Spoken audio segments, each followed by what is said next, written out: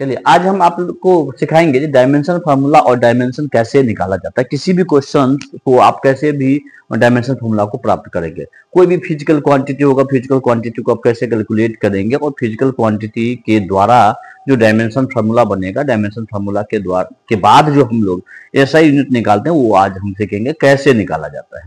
तो आज की क्लास में हम लोग यही चीज सीखेंगे जो किसी भी फिजिकल क्वांटिटी का डायमेंशन फार्मूला कैसे फाइंड आउट किया जाता है। तो सबसे पहला चीज हमें जानना है, डायमेंशन फार्मूला को सॉल्व करने के लिए सबसे पहली बात आपको क्या करना होगा। तो डायमेंशन फार्मूला को सॉल्व करने के लिए सबसे पहली बात आपको फिजिकल क्वांटिटी के बारे में समझना पड़ेगा, भौतिक राशि के बारे में समझना पड़ेगा। तो भौतिक राशि क्या होती है? तो भौतिक राशि सबसे पहला चीज हम लोग फिजिकल क्वांटिटी की बात करेंगे। फिजिकल क्वांटिटी, फिजिकल क्वांटिटी की बात करेंगे। फिजिकल क्वांटिटी यानी भौतिक राशि, भौतिक राशि की बात करेंगे। अब भौतिक राशि क्या होती है ये हमको समझना है। किसी भी क्वांटिटी, वह क्वांटिटी, सीधा जवाब देंगे, वह क्वांटिटी जिसे डायरेक्ट मतलब प्रत्यक्ष अथवा अप्रत्यक्ष इनडायरेक्ट अप्रत्यक्ष रूप से मापा जाता है, अप्रत्यक्ष रूप से मापा जाता है, वह फिजिकल क्वांटिटी कहलाता है। फिजिकल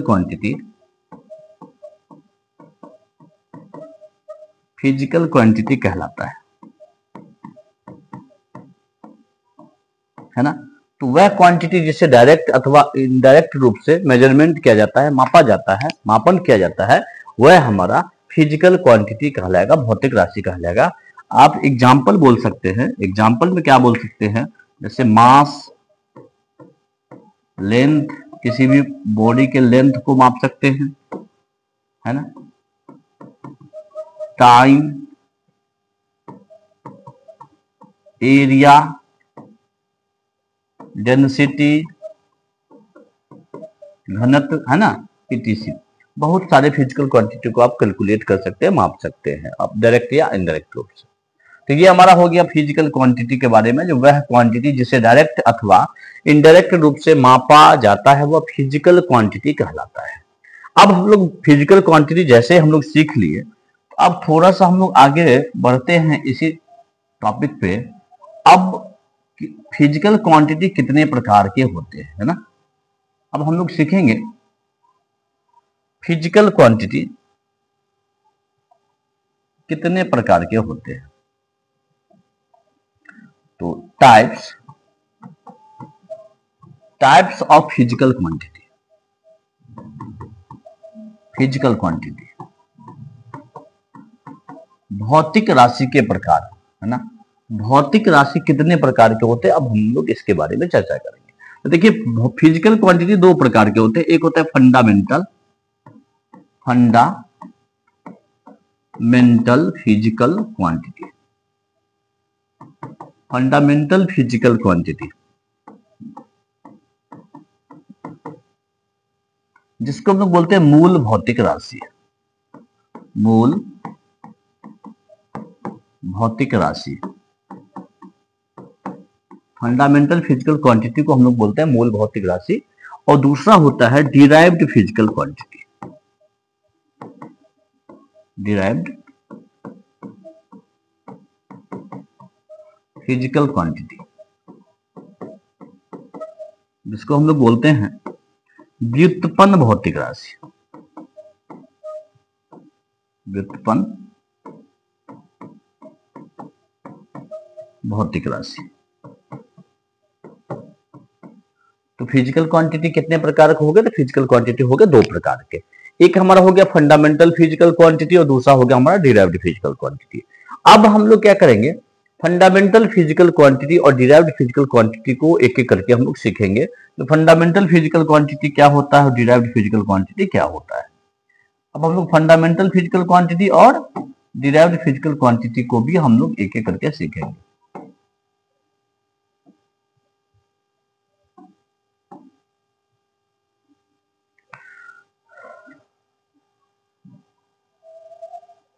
फंडामेंटल फिजिकल क्वांटिटी और डिराइव्ड फिजिकल क्वांटिटी को हम लोग एक एक करके कैसे सीखेंगे, अब हम लोग वो उस बात को जान रहे हैं।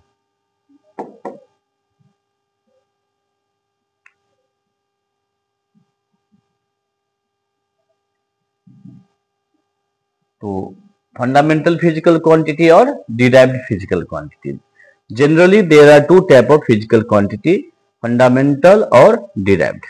फंडामेंटल फिजिकल क्वांटिटी भी हम लोग जान रहे हैं और डिराइव्ड फिजिकल क्वांटिटी भी हम लोग जान रहे हैं।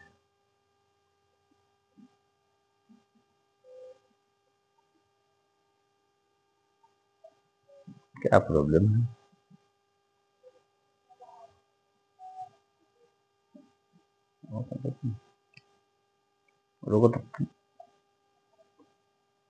अब हम लोग है ना फंडामेंटल फिजिकल क्वांटिटी के बारे में पहले बात करेंगे। फंडामेंटल फिजिकल क्वांटिटी क्या होते हैं, अब उन लोग उसके बारे में जानते हैं। तो पहला हमारा है fundamental physical quantity. Fundamental physical quantity, fundamental physical quantity क्या होता है, इसका हम लोग डेफिनेशन जानेंगे। तो ऐसी क्वांटिटी जो किसी अन्य क्वांटिटी पर निर्भर नहीं करती है, यानी वो फ्री नेचर की होती है, वो हमारा फंडामेंटल फिजिकल क्वांटिटी कहलाती है। तो लिखेंगे वह क्वांटिटी जो फ्री नेचर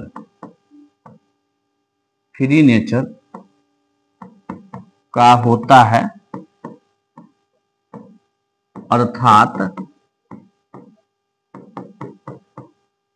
किसी other quantity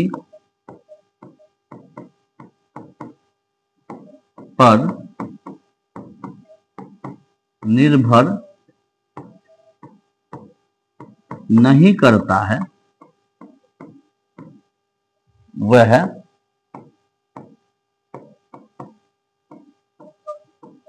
fundamental physical quantity कहलाता है।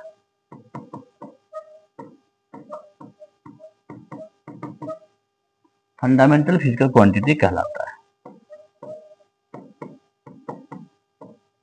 वह क्वांटिटी जो फ्री नेचर का होता है, अर्थात किसी अदर क्वांटिटी पर निर्भर नहीं करता है, वह फंडामेंटल फिजिकल क्वांटिटी के रूप में जाना जाता है ना। अब फंडामेंटल फिजिकल क्वांटिटी का तो हम लोग डेफिनेशन जान गए। एग्जाम्पल में क्या क्या हो सकता है, देखिए मास हो सकता है, मास को हम लोग द्रव्यमान बोलते हैं, मास द्रव्यमान बोलते हैं, मास हो सकता है। लेंथ हो सकता है, लेंथ लंबाई हो सकता है। टाइम हो सकता है, टाइम को समय बोलते हैं। करेंट हो सकता है, धारा, है ना। ये हमारा हो गया fundamental physical quantity. Fundamental physical quantity के बारे में अभी हम लोग सीखे, तो ऐसी क्वांटिटी जो फ्री नेचर का होता है और किसी अदर क्वांटिटी पर डिपेंडेंट नहीं करता है। तो जैसे मास, लेंथ, टाइम, है ना, करेंट, इटीसी, ये हमारा हो गया फंडामेंटल फिजिकल क्वांटिटी। अब फंडामेंटल फिजिकल क्वांटिटी को तो हम लोग जान गए, अब थोड़ा सा हम लोग जानते हैं फंडामेंटल फिजिकल क्वांटिटी कितने प्रकार के होते हैं, हम लोग उसके बारे में चर्चा करते हैं। फंडामेंटल फिजिकल क्वांटिटी कितने प्रकार के होते हैं वो हम लोग बात करेंगे। तो फंडामेंटल फिजिकल क्वांटिटी है ना, वो जनरली 7 प्रकार के होते हैं, केवल 7 होते हैं। फंडामेंटल फिजिकल क्वांटिटी केवल और केवल 7 होते हैं। तो हम लोग बात करेंगे जैसे मूल भौतिक राशि, मूल भौतिक राशि, और ये हमारा हो गया उसका संकेत, संकेत सिंबल, और ये हमारा हो गया उसका यूनिट, यूनिट मात्रक। फंडामेंटल फिजिकल क्वांटिटी जो 7 होते हैं, वो 7 फंडामेंटल फिजिकल क्वांटिटी जो 7 हमने देखा, वो किस प्रकार से होता है, कौन कौन से होते हैं, उसके बारे में बात करेंगे।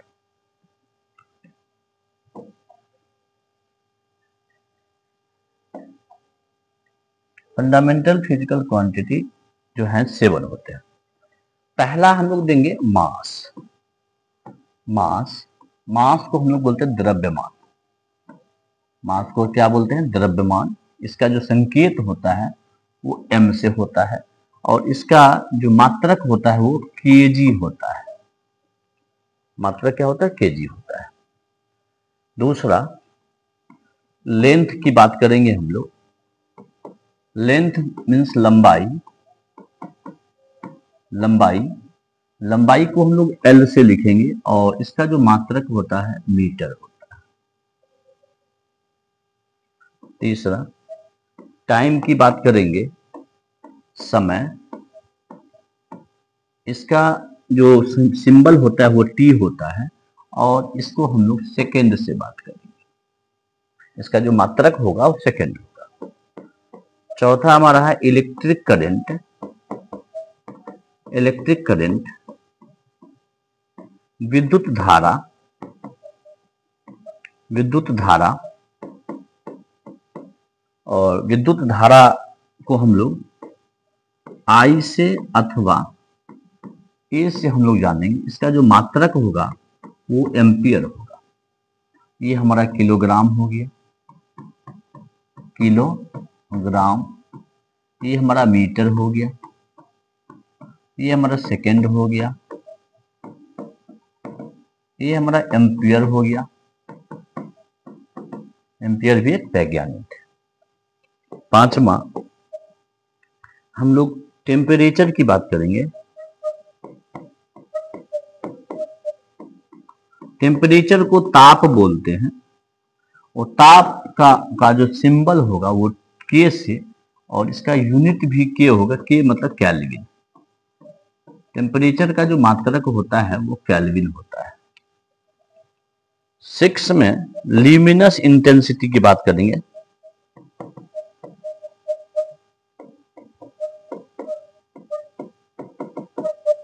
ल्यूमिनस इंटेंसिटी को ज्योति तीव्रता बोलते हैं। ज्योति तीव्रता, इसका सीडी होगा सिंबल, यूनिट भी सीडी होगा, और सीडी को कैंडिला बोलते हैं। और लास्ट हमारा जो 7th नंबर है वो amount of substance. Amount of substance, पदार्थ की मात्रा। पदार्थ की मात्रा को हम लोग मोल बोलेंगे, और यहां भी हम लोग मोल ही लिखेंगे। मात्रा इसका, मात्रा किसका? मोल ही होगा। इस प्रकार से हमने देखा फंडामेंटल फिजिकल क्वांटिटी 7 टाइप्स के हुए, 7 प्रकार के हुए, यानी मूल भौतिक राशि 7 होते हैं, और जो किसी अन्य पर डिपेंडेंट नहीं करते हैं, सारे के सारे फ्री नेचर के होते हैं। बस ये 7 के 7 फंडामेंटल फिजिकल क्वांटिटी आपको मन दिमाग में रहना चाहिए। ये 7 के 7 फंडामेंटल फिजिकल क्वांटिटी यदि आपको याद है, इसके अलावा जितनी भी क्वांटिटी होगी सब की सब आपका हो जाएगा डिराइव्ड फिजिकल क्वांटिटी हो जाएगा, यानी व्युत्पन्न भौतिक राशि हो जाएगा। व्युत्पन्न भौतिक राशि क्या होता है? जो फंडामेंटल फिजिकल क्वांटिटी पर डिपेंडेंट करता है और उसी के सहायता से प्राप्त होती है, यानी dependent physical quantity derived physical quantity के रूप में जानी जाती है। तो अब हम लोग उसकी भी देख लेते हैं। तो इस प्रकार से हम लोगों ने फंडामेंटल फिजिकल क्वांटिटी जो 7 थे, हमने उसके बारे में सीखा।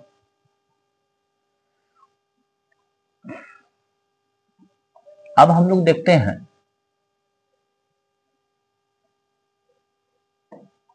डिराइव्ड फिजिकल क्वांटिटी की बात हो रही है। डिराइव्ड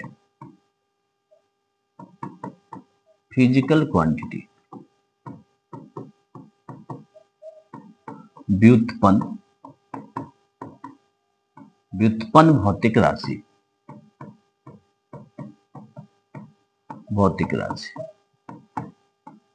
व्युत्पन्न भौतिक राशि। इसका क्या डेफिनेशन होगा? वह क्वांटिटी जो फ्री नेचर का न हो, अर्थात फंडामेंटल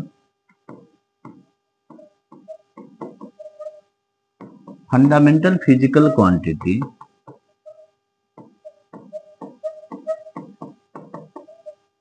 की सहायता से, फंडामेंटल फिजिकल क्वांटिटी की सहायता से प्राप्त हो वह प्राप्त हो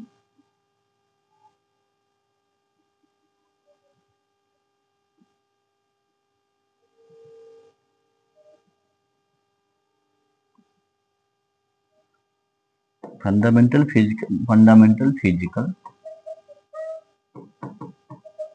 क्वांटिटी की सहायता से प्राप्त हो वह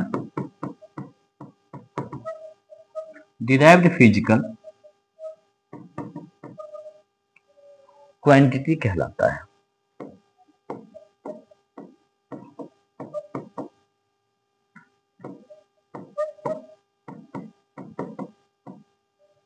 कहलाता है।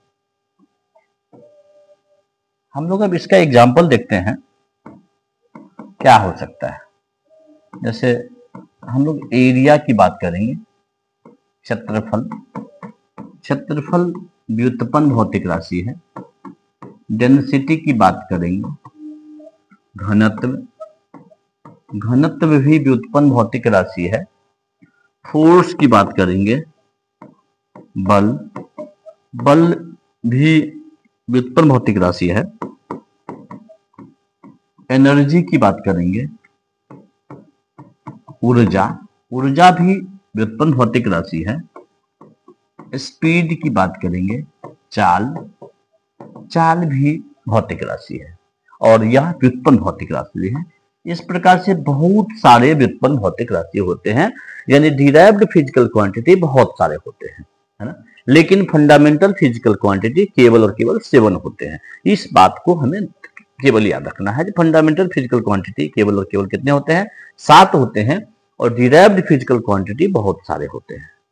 चलिए थोड़ा सा हम लोग और आगे बढ़ते हैं। अब हम लोग देखिए, अभी तक मैं फिजिकल क्वांटिटी के बारे में समझ गए। फिजिकल क्वांटिटी कितने होते हैं, हम लोग इन सब चीज के बारे में समझ गए। अब हम लोग क्या करेंगे? मेजरमेंट सिस्टम की बात करेंगे। नेक्स्ट टॉपिक हमारा होगा मेजरमेंट सिस्टम। नेक्स्ट टॉपिक होगा हमारा मेजरमेंट सिस्टम। मेजरमेंट सिस्टम का मतलब होता है मापन पद्धति। अब ये मापन पद्धति क्या होता है? कोई भी फिजिकल क्वांटिटी को मापने का जो तरीका है ना, वही हमारा मापन पद्धति हो जाएगा। यानी कोई भी भौतिक राशि को डायरेक्ट या इनडायरेक्ट रूप से तो हम लोग मापना को ही हम लोग भौतिक राशि कहे थे, लेकिन अब उसको मापने का कितने तरीका हो सकता है वो हमारा मेजरमेंट सिस्टम कहा जाएगा।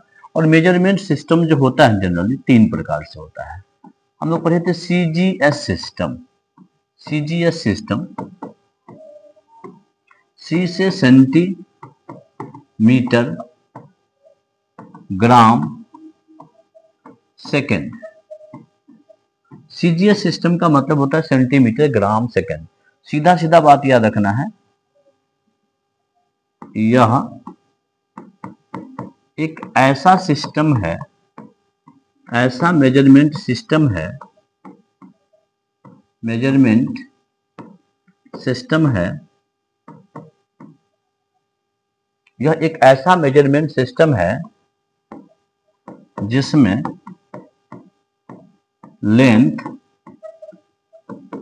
लेंथ को सेंटीमीटर में,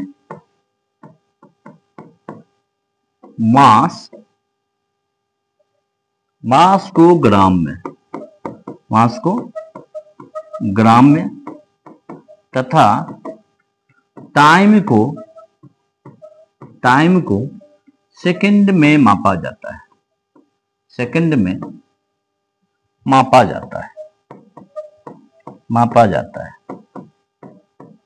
है ना। सीजीएस सिस्टम मतलब सेंटीमीटर ग्राम सेकंड सिस्टम।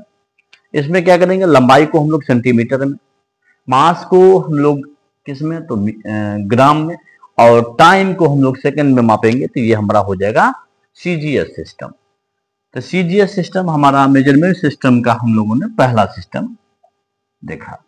अब हम लोग देखिए नेक्स्ट सिस्टम हमारा होगा, सीजीएस सिस्टम के बाद हमारा होगा FPS system.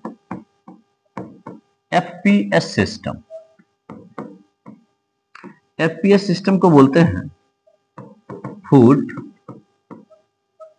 Pound second system, है ना। Foot pound second system. इसमें क्या होगा,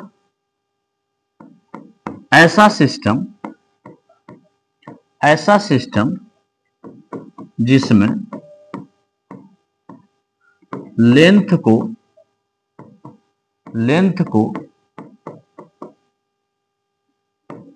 फुट में, मास को पाउंड में तथा टाइम को सेकंड में मापा जाता है।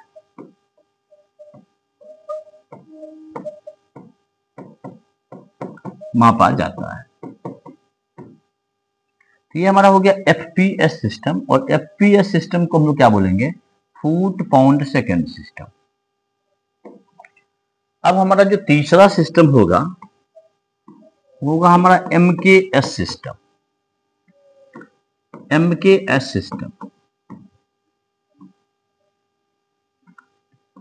मीटर किलोग्राम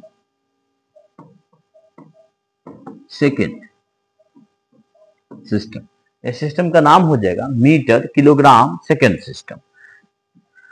इसमें क्या होता है, तो ऐसा सिस्टम जिसमें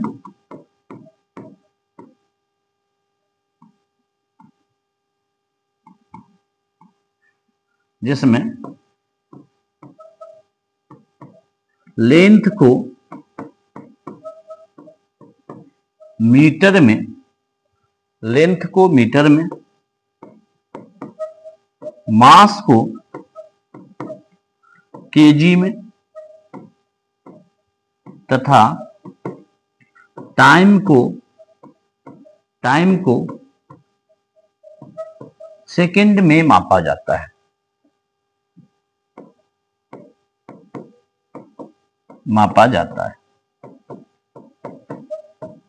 ये हमारा हो जाएगा एमकेएस सिस्टम, जिसमें लंबाई को हम लोग मीटर में, मास को हम लोग केजी में, किलोग्राम में, और टाइम को हम लोग सेकंड में मापेंगे। हमारा हो जाएगा MKS system.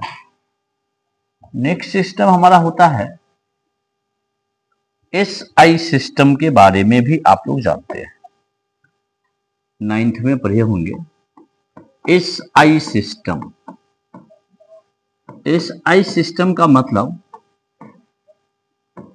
System of international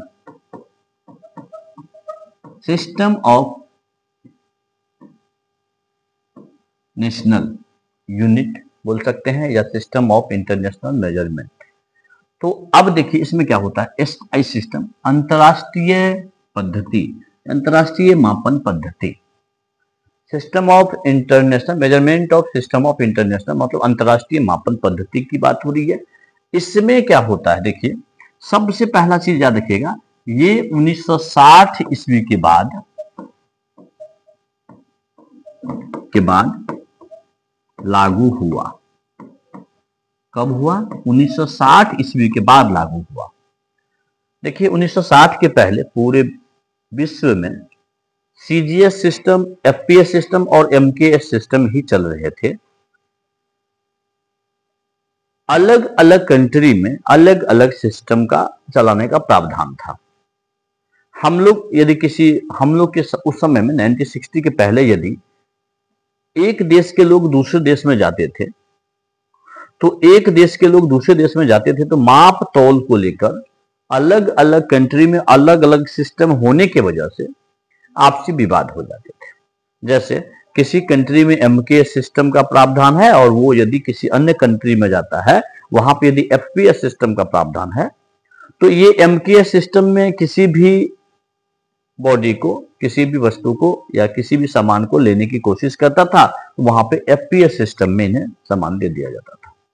तो मेजरमेंट में फर्क होता था, मापतौल में फर्क होता था। तो मापतौल में फर्क होने की वजह से आपसी विवाद हो रहे थे और इसी आपसी विवाद को समाप्त करने के लिए 1960 में पूरे विश्व लेवल में एक मीटिंग हुआ, बैठक हुआ और बैठक में यह निर्णय लिया गया कि पूरे विश्व में माप तौल को लेकर केवल एक ही सिस्टम चलाने का प्रावधान किया जाए और वह सिस्टम का नाम पड़ गया एसआई सिस्टम। तो एसआई सिस्टम कब लागू हुआ? 1960 के बाद लागू हुआ।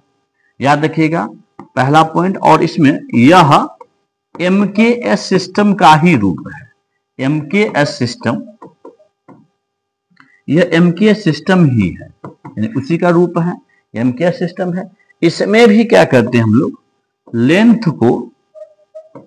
लेंथ को हम लोग मीटर में, मास को हम लोग केजी में और टाइम को हम लोग सेकंड में मापते हैं। ये हमारा हो गया एसआई सिस्टम। इस प्रकार से हम लोग मेजरमेंट सिस्टम भी सीख लिए, सीजीएस सिस्टम, एफपीएस सिस्टम और एमकेएस सिस्टम। साथ में हम लोग एसआई सिस्टम के बारे में भी सीखे। 1960 के बाद एसआई सिस्टम लागू हुआ। इस प्रकार से हम लोग मेजरमेंट सिस्टम भी सीख लिए। अब थोड़ा सा हम लोग आगे बढ़ते हैं। मेन टॉपिक जो आज का हमारा मेन विषय था, जिस पर आज हम डिस्कस करने वाले थे, वो हमारा टॉपिक है डायमेंशनल फार्मूला। वो हमारा टॉपिक है dimensional formula. Dimensional formula, dimensional formula. Dimensional formula को हिंदी में बोलते हैं द्विमीय सूत्र। क्या बोलते हैं? द्विमीय सूत्र बोलते हैं, है ना। सिंपल सा स्टेटमेंट याद रखिएगा, कोई भी फिजिकल क्वांटिटी होगा, यानी किसी फिजिकल क्वांटिटी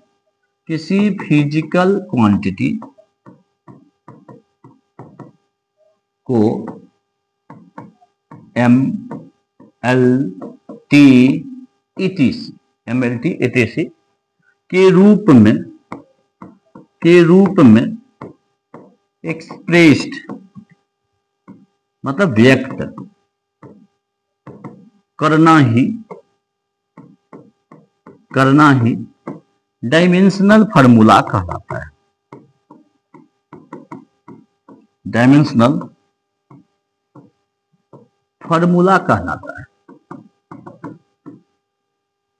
जैसे मान लीजिए x है, y है और z है, ठीक है। तो हम x y z नहीं हमें लेना है, हमें MLT लेना है, यानी फंडामेंटल फिजिकल क्वांटिटी के रूप में एक्सप्रेस करना है। m ले लिया, l और t ले लिया, है ना। MLT के केस में m का पावर यदि a, l का पावर b और t का पावर c ले लिया, तो पावर तो कुछ भी हो सकता है, तो इसे हम लोग क्या बोलेंगे? विमीय सूत्र बोलेंगे। विमीय सूत्र, कोई भी भौतिक राशि होगा और उस भौतिक राशि को यदि आप MLT के रूप में लिखेंगे, लिखने का जो तरीका होगा उसे ही हम लोग डायमेंशन फार्मूला बोलेंगे। साथ में MLT का जो पावर होगा, ये जो पावर ABC देख रहे हैं, इस पावर को हम लोग डायमेंशन बोलते हैं। इस पावर को क्या बोलेंगे? डायमेंशन बोलेंगे, यानी बीमा बोलेंगे। MLT का जो पावर होगा वो बीमा होगा और MLT के रूप में लिखने का जो तरीका होगा वो हमारा डायमेंशनल फार्मूला होगा। इस प्रकार से हम लोग डायमेंशनल फॉर्मूला देख लिए। अब देखते हैं डायमेंशनल फॉर्मूला कैसे बनेगा। अब मान लीजिए एग्जाम्पल में हमने दे दिया एरिया, हमने दे दिया एरिया का मतलब होता है क्षेत्रफल। सबसे पहली बात हमको एरिया का फॉर्मूला जानना पड़ेगा, वो होता है लंबाई गुना चौड़ाई, L इंटू का B होता है, लेंथ इंटू का ब्रेथ होता है। अब देखिए इसके लिए आपको क्या जानना होगा, तो फंडामेंटल फिजिकल क्वांटिटी जानना होगा। और वो कितने होते हैं, तो 7 होते हैं। पहला मास, मास को हम लोग m से, दूसरा लेंथ, लेंथ को L से, तीसरा टाइम, टाइम को T से, करेंट, करेंट को A से, टेम्परेचर, टेम्परेचर को K से, इंटेंसिटी, इंटेंसिटी को CD से, एंड अमाउंट ऑफ सबस्टांस को मोल। ठीक है, अब देखिए अब लंबाई, लेंथ यहाँ पे लंबाई, लंबाई को किस से, तो L से, चौड़ाई को भी L से, तो हो जाएगा L स्क्वायर। लिखने का तरीका हमारा होना चाहिए MLT होना चाहिए। देखिए इसमें T नहीं है तो 0, M नहीं है तो 0, L का पावर कितना, तो 2, और इसको ब्रैकेट को हम लोग बंद कर देंगे। ये हमारा निकल गया डायमेंशन फार्मूला। क्या निकल गया, ये डायमेंशन फार्मूला। डायमेंशन की जब हम बात करेंगे, डायमेंशन ऑफ m बराबर, यदि m का जो डायमेंशन होगा तो 0 होगा, l का डायमेंशन हो जाएगा 2 और t का डायमेंशन हो जाएगा 0, MLT। इस प्रकार से एरिया का डायमेंशन फार्मूला हम लोग निकाल दिए। अब देखिए अब डायमेंशन फार्मूला क्यों निकालते हैं, तो यूनिट के लिए निकालते हैं। इस आई यूनिट कैसे निकालोगे, देखिए लंबाई को मीटर में और चौड़ाई को भी मीटर में, तो मीटर गुने मीटर, तो आप लिख सकते हो इसको मीटर स्क्वायर यहां से, या अदरवाइज आप देखो यहाँ पे L का पावर क्या है, तो 2 है। L को लेंथ, लेंथ को जो मापते हैं हम लोग मीटर में, तो मीटर का स्क्वायर हो जाएगा। इस प्रकार से हमारा एरिया भी निकल गया। अब मान लीजिए नेक्स्ट क्वेश्चन हमारा हो जाए, नेक्स्ट क्वेश्चन हमारा हो जाए वॉल्यूम। वॉल्यूम, वॉल्यूम को बोलते हैं आयतन। सबसे पहली बात आपको जानना पड़ेगा आयतन का क्या फॉर्मूला होता है, तो लंबाई, चौड़ाई और ऊंचाई का गुणनफल, यानी L into B into H। ठीक है, लंबाई को भी L से, चौड़ाई को भी L से, ऊंचाई को भी L से। इस प्रकार से LQ हो जाएगा, बढ़िया से लिखेंगे इसको, M0 L3 T0। इस प्रकार से M0 L3 T0, ये हमारा निकल गया डायमेंशन फॉर्मूला। डायमेंशन की बात करेंगे, डायमेंशन की बात करेंगे, डायमेंशन ऑफ M बराबर हो जाएगा 0, L बराबर हो जाएगा 3, T बराबर हो जाएगा 0। इसका जो यूनिट होगा, यूनिट निकल जाएगा। देखिए लंबाई को भी मीटर में, चौड़ाई को भी मीटर में, ऊंचाई को भी मीटर में, तो हो जाएगा मीटर क्यूब। इस प्रकार से SI मात्रक भी हमारा निकल गया। तो मेन फोकस है हमारा डायमेंशन फार्मूला निकालने का तरीका तो हम लोगों ने सीखा। और डायमेंशन फार्मूला क्यों निकालते हैं, तो सीधा जवाब होगा डायमेंशन फार्मूला के द्वारा ही SI यूनिट ज्ञात किया जाता है। इस प्रकार से आज के क्लास में हम लोग डायमेंशन फार्मूला के बारे में सीखे। नेक्स्ट क्लास में हम लोग इसके आगे डायमेंशन फार्मूला के बारे में हम लोग चर्चा करेंगे। और इस डायमेंशन फार्मूला में 100+ डायमेंशन फार्मूला है फिजिकल क्वांटिटी का। बस इस किताब को आपको क्लास में दिया जाएगा और इसके अकॉर्डिंग पूरे के पूरे क्वेश्चन हमने इसमें सॉल्व किया है, और आपको भी हम इसका प्रैक्टिस करवा देंगे एक एक करके क्वेश्चन। बस इसे आप यदि बना लेते हैं तो आपको डायमेंशन फार्मूला में कभी भी कोई प्रॉब्लम नहीं होगा। चलिए ठीक है, शुभ रात्रि, थैंक यू।